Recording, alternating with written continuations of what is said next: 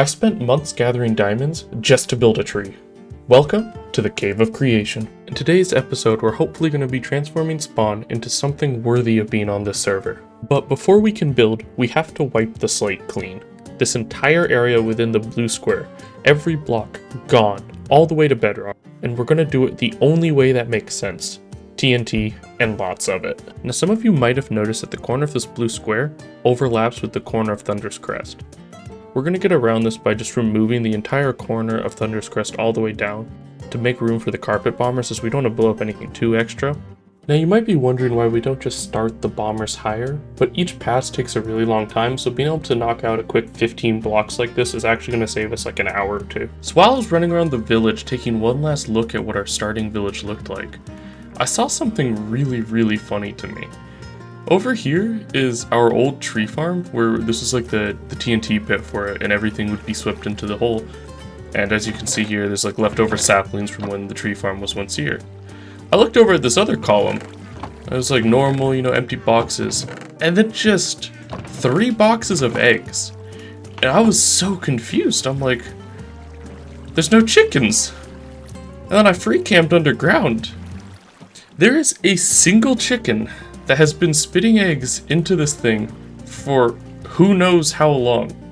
Now, if my math is right, it's going to take 3 passes with these bombers, and to speed that up, we're going to build one in the middle around here and one on the corner here, and they'll bounce back and forth and then shift over 1 block at a time. Now, this first pass has to start pretty high up, higher than you'd normally want to start, because there are some sections of the terrain that are very high. So I'm going to quickly build 2 of these machines, and we'll start bombing out the first layer. So now that we have both bombers built, before they can make their first pass, we have to actually clear out the water that is within this blue circle. So after around 3 hours of water removal, we have successfully cleared all surface water that we could find. I'm sure there's going to be a bunch we missed. We cleaned out like the Iron Golem farm, the pumpkin farm, this giant pit of water, a couple others. Under the mountain had a ton.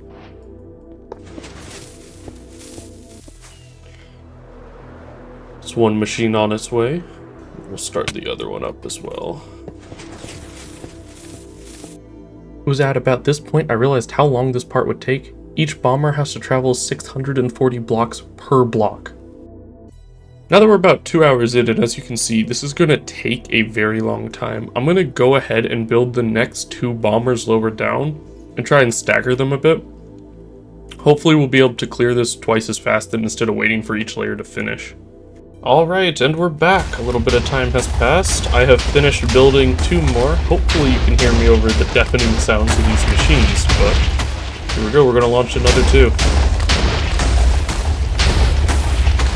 And I'm really hoping that these don't have issues with hitting the edge of the wall. I tried to clean it up, but there's a chance these ones will blow up. Some of the clearances are very tight. This part felt like you were managing 4 little kids. It was a full-time job. Alright, so enough time has passed that I'm able to build another layer of bombers in. I'm going to do 1 more here and 1 more there, and those should be the last 2 needed to finish off this whole project. And it's time to send off bombers 5 and 6. There goes number 5. Let's go launch number 6. It's taken about 9 hours over to get to this point, so I'm assuming that it'll be about another 10 at least before these bombers finish up. But there we go. Yay, now I have to manage 6 kids. So it's taken around 25 hours since the first clip in order to clear out this hole. We're basically done. There is a couple sections here that didn't get finished because the bombers ended up breaking. One of them I had rendered, the other one clipped a wall. But it's not actually an issue. We overlaid the schematic for the final project in here, and this section does not actually clip through the build, as it's kind of like a bowl shape and the sides get thinner as you go down. Apart from successfully clearing the hole, we also managed to make significant progress in our diamond gathering count. I haven't actually talked about this step yet in the video, but for this project we're going to need over 2100 diamond blocks, which, if you average out 2.3 diamonds per deep slate ore with Fortune 3, equates to over 15 rows of deep slate diamond ore. And as you can see from this project, we managed to make a pretty good dent in it. The next block we have to gather is 20 shulker boxes of terracotta. And to make our life easier, we brought along a nice shulker box full of beacons and more pickaxes. So we should be able to do this in one run.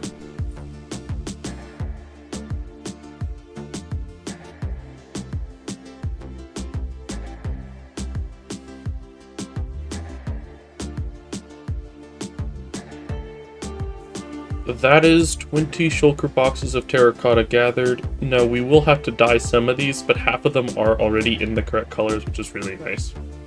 Next on the list, we need 21,600 sculk, and the best way to do that is just going to be to have a sculk farm. But sadly, we do not have one, so enjoy this quick montage of me collecting all the blocks to build one. I do want to take this time to really quickly say thank you guys so much for 1,000 subs. It means the world to me. The tour video has done exceptionally well, and I thank you guys so much for it.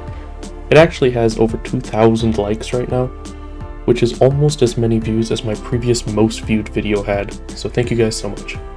On top of that, I want to announce the opening of our spectator-only Patreon server, so if you guys are interested in touring this world, make sure to go hop over to Patreon and you guys will be able to grab an IP to tour this world.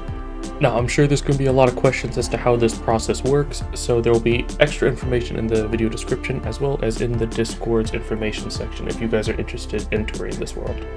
My hope is that one day you guys will be able to watch us build live, but for now we're isolating it to just a Patreon spectator server.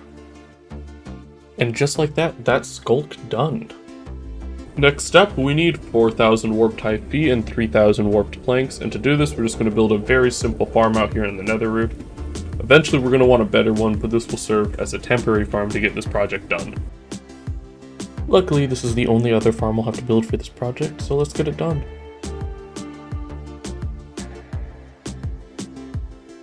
It was at this time I realized I didn't have a way to get enough warped funguses, so I built this really simple farm from Iskall, and just like that we got unlimited warped fungus. This is a friendly PSA meeting to never build with warped hyphae. Gathering 2.5 shulker boxes of warped hyphae and a shulker box and a half of warped planks was actually such a pain. Now, I don't want to bore you guys with the rest of the block gathering. Everything else is pretty straightforward. It's just run the duper, or craft the blocks, or just pull them from chests. We need 15,000 green concrete, 13,000 lime terracotta. We already gathered the terracotta. This is just dyeing.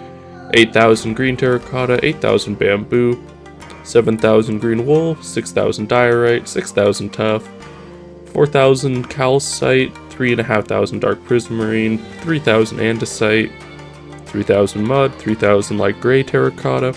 The list goes on. There's another probably 15 plus blocks we have to gather, and I'm just going to time-lapse me running around our storage room crafting everything.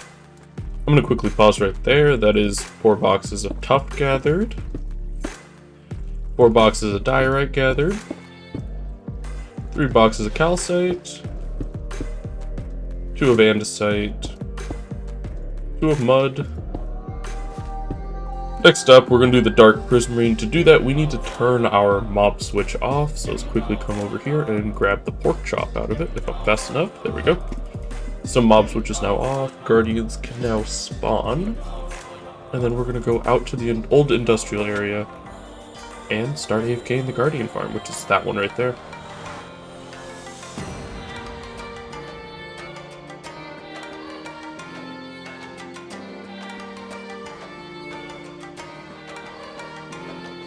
Before we gather the next block, I want to give you guys some context.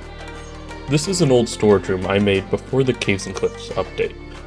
It's always been a favorite build of mine, and I wanted to do it justice and make it even better. In the center of this build, there is a tree with diamond blocks in it. I think the original tree had roughly like 80 diamond blocks in it. And obviously, me being the one-upper I am, I had to one-up this.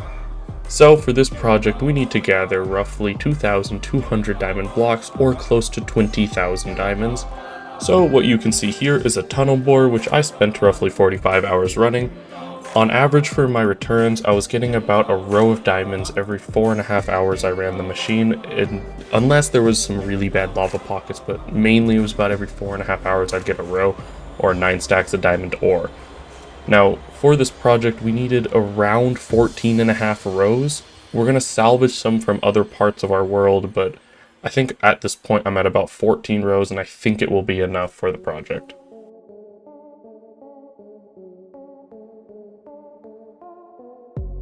Now, another thing I wanted to do is quickly show you guys how far I have gone. So we obviously have these other side tunnels which have been ran in the past, but the bulk of it I did in this one stretch. And just so you guys understand how long this took to get to this many diamonds, for essentially every single block, so the bomber moves one block at a time, and for every single block I have to fly up and back every single time basically to clear gravel and to collect diamonds and then clear lava. And there was a lot of lava. So imagine clicking for every single block that I am passing right now and then flying up and down it. It took quite a while. I think currently to get all the way to the end and back, it's about 10 rockets. And I think I might do a little bit more and get like another 4 or 5 stacks to make sure we're comfortably at enough. And maybe we'll even have a few extra then for future projects and just having around the base. And yeah, that's where I am at, and you cannot even see the end of this with 32 chunk render. I am going to quickly give you guys a POV of what it's like running this machine. So you hit the note block, I like to free cam down to the end, and then free cam along the side and make sure there's nothing there. See, the gravel fell here, but it's not in the way, so we're good. No diamonds were here, so we hit it again. Fly all the way down to the end. Take a look, no gravel, we got diamond ore though. And for most of the time while I've been running this, I've been actually using a better texture pack, which I don't have on right now. And all this does is make it so the diamonds are way more visible, and it makes it so much easier for me to see it. And if that pops up occasionally, I'm sorry, I'm opt on the server and free cam is F4, and if you hit F3 and F4 at the same time, you get this menu, and I accidentally toggle it all the time. I do not cheat though. I have the statistics to back it up. We'll just pull it up just to prove it, just to prove it. Deep Slate Diamond Ore mined 4,222. But anyways, after you run the bomber, you just kind of fly out here, going out, mine your diamonds, and then you repeat the process over and over. And then I also can use free cam to look through here and see lava pools, and we've cleared up to like this point pretty well, but it's just a lot. And if you think free cam is cheating, I'm sorry, I would not do this project without it. It takes way too long, and I would use so many boxes of rockets. That being said, even with free cam, I think I've used like 2 boxes of rockets just flying up and down this tunnel. So I ended up doing another couple hours of mining to get us closer to what I believe will be the required amount.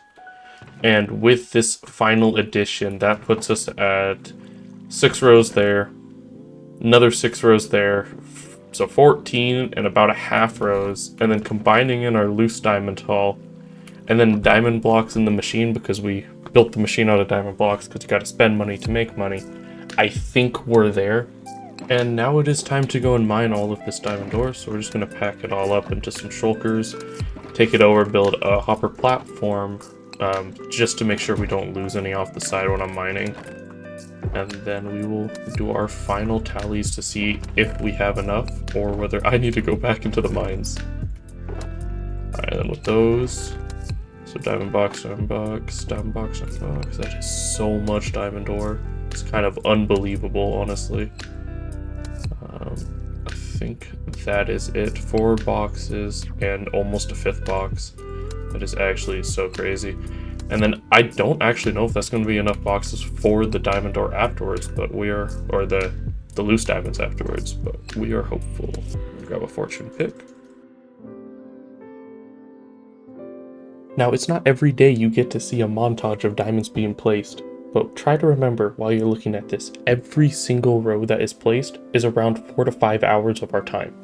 Now, I have no idea what the world record for diamonds mined on a survival world is. I'm sure we're well under that. But if someone in the comments wants to let me know how close I got with this diamond mining session, let me know, I'm really curious.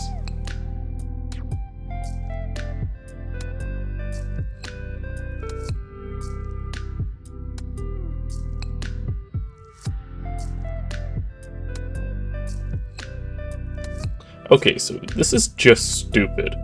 I have a 45-minute long video clip of me placing diamond ore. I started mining these diamonds at level 36, Put in the comments right now if you think I ended over or under level 105. Our final count from our mining trips is 18,199 to be precise, all the way down to this last stack here. And then we have another 853 from our loose box that we had gathered over the years, and from running the bomber as you get some loose diamonds. So now we're going to craft up all the diamond blocks, and I think we're still slightly short, but it won't be by much.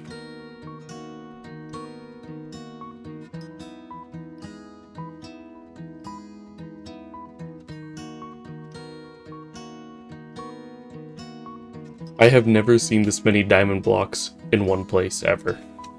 This is all the diamond blocks needed for the entire build done. It is time to put the last 2 shulker boxes of the diamond blocks into the pile of blocks for this build, and that is everything gathered. Now, as you can tell, there are a lot of blocks here that we did not cover. A lot of them are just very small, like gray glass, leaf litter, so on, like things that were just kind of pointless to show on the video. Almost probably 80 to 90% of this we ended up actually having. There was only a few things we had to go get extra of, like I had to smelt some netherrack. And apart from all the main blocks, here are a few of the little odds and ends we had to get for the build. There was a lot of smaller blocks needed, small quantities, and these are just all of them gathered up. Now, I know I mentioned it earlier in the video, but I just want to reiterate, thank you guys again so much for 1,000 subs. That's such a big accomplishment for me. One day, Peaceful Penguin will be a household name. I'm going to take this time to quickly talk about some frequently asked questions I kept getting while I was streaming this building process. Yes, this is actually a server. I play on here with my one lifelong buddy, Cybark, and then my roommate from college also likes to hop on. He's Omau. And while Omau doesn't like to do building, he loves helping us gather blocks, so a huge shout out to him. A lot of these projects would be a lot less feasible if he didn't want to help out with block gathering. For this project, for example, I think I gathered roughly like 8 to 9 of the rows of diamond ore, and the last 5 were gathered all by Omau, so huge shout out to him. I really appreciate the help, buddy. As far as building goes on the server, me and Cybark like to alternate our own builds. Sometimes we work together, sometimes we do our own thing, and then we help each other with the building process, the block gathering, and so on, just help knock projects out. I think that's the true beauty of Minecraft. The way you play the game and the way you enjoy it is completely up to you. In our case, we really enjoy playing as a group, but a very small group. Next, I really want to talk about streaming. I've been streaming on YouTube now throughout the building process for this project. I had so many of you guys stop in and say hello, give me a ton of really kind words about the tour video. I just want to really say thank you from the bottom of my heart. It was so much more fun when I had people to interact with and chat to when I'm working on these projects.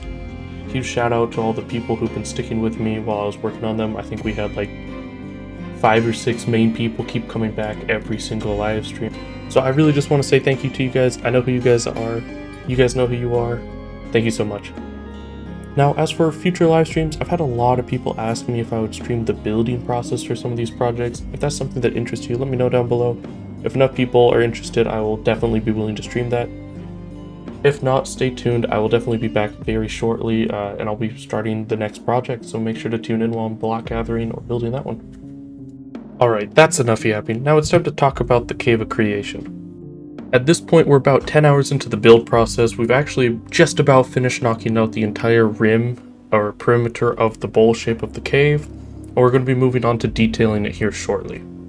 The Cave of Creation is such a big build that I had to do multiple passes. Just doing one pass wasn't enough because there isn't enough inventory slots to hold how many different types of blocks I used.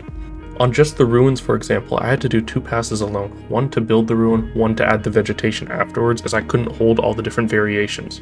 Now, one of the special features about the Cave of Creation is everything is walkable, and all of these ruins have a purpose.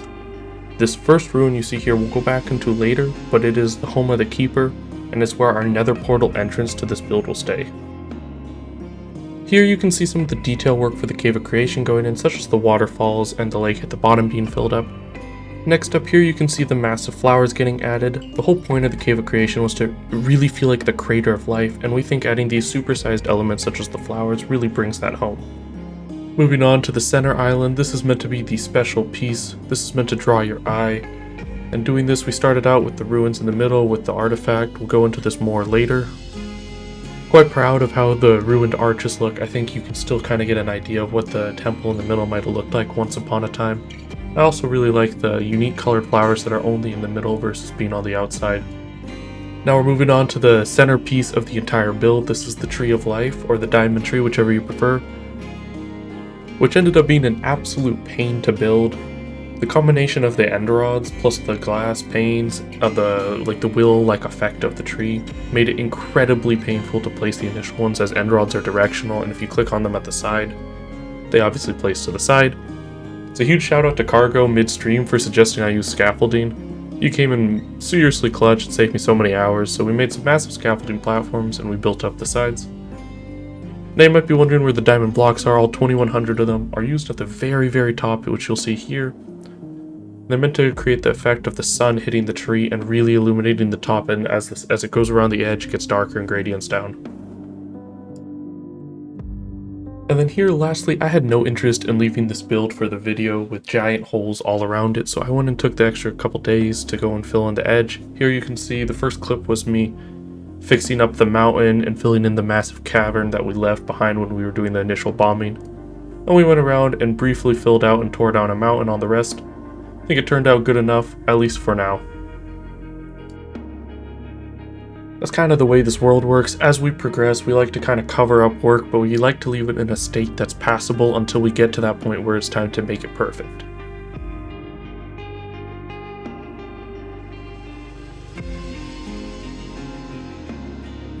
And just like that, this mammoth of a project is done. I've been working on the video for a while now, and while I've been editing, I've been kind of tallying how many hours I think I've spent on this. My most conservative estimates put my total hours at over 250 for this. I actually think it's well over this. Just in-game survival hours alone, it's about 120.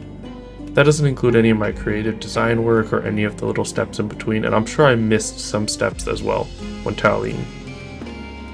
I want to quickly take some time to walk around. This is one of my favorite features I made. It's a little telescope design that I made. I'm trying to just give the build life.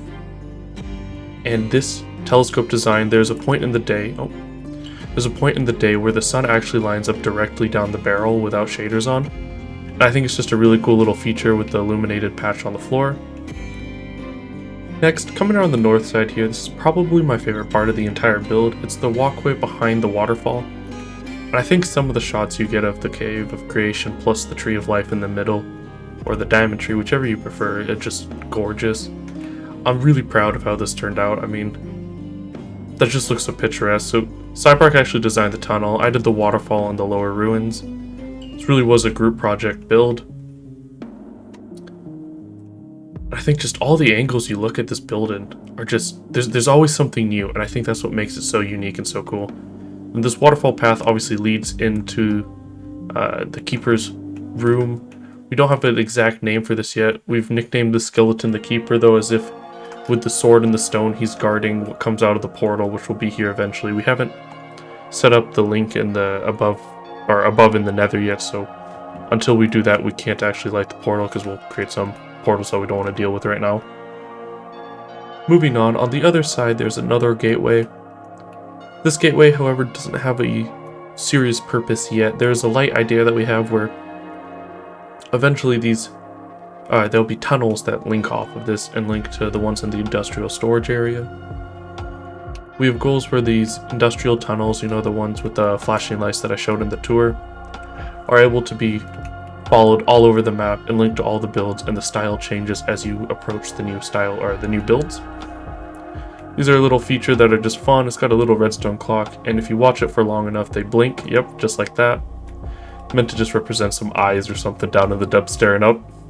Just fun little details. I want to quickly look at I think my favorite part is this hummingbird that I designed. I am so proud of how this turned out. I don't know if anyone here has tried to make organics. I tried to make another bird after I made this one, and it looked just like a flying boat. So the fact that I got one to look good, I was really proud of. I also did the monarch butterfly. The other ones were all Cybark. He did these ones. But we tried to add a bunch of insects and some bigger bugs. Oh, we also we made some ladybug designs. So there's a snail. There's a ladybug, there's a dragonfly down at the bottom, bunch of little builds all scattered around. I think they really come together to tie it as one unique build that has a lot of cohesion. Another thing we like to do on this world is we try to make our builds look good at night. And I think with the combination of the Warp Typhoon and the Enderods with shaders, this build just looks amazing at night. The tree really pops and it comes alive with the Enderods. Another little detail I want to go over that I think is really fun is we added some cave paintings to the build on the walls. And it's meant to tell the story of the Cave of Creation. So here you have like people praying in the cave. A meteorite comes, which we've kind of determined that this is more of like a crater shape now. So a meteor comes and it leaves behind an artifact and then the tree grows from it. And the artifact that was left behind is this. I thought this would be a really unique detail to add. It's kind of like an alien artifact that was just left behind, and while everything else crumbles, it remains perfect and just mint. I think the design turned out really cool. I think it's really unique. And I'm really proud of how this build ended up turning out. And once again, if you guys are interested in touring our world, the Patreon spectator server will be all linked down below, and you'll be able to see all the information on how that works. As well as on top of that, if you're interested in purchasing this build and having it on your own world, I'll have that up on my Patreon as well. I'm not really expecting anyone to want to buy them, but I got a lot of requests for downloading stuff, so if people are interested, it's there. I hope you guys really enjoyed this video. If you think I earned it, make sure to hit that subscribe button. Maybe we can hit 5K by the end of the year. That would be an insane goal, but you never know. With how the last video went, it's always possible. Hope you guys have a good day and take care.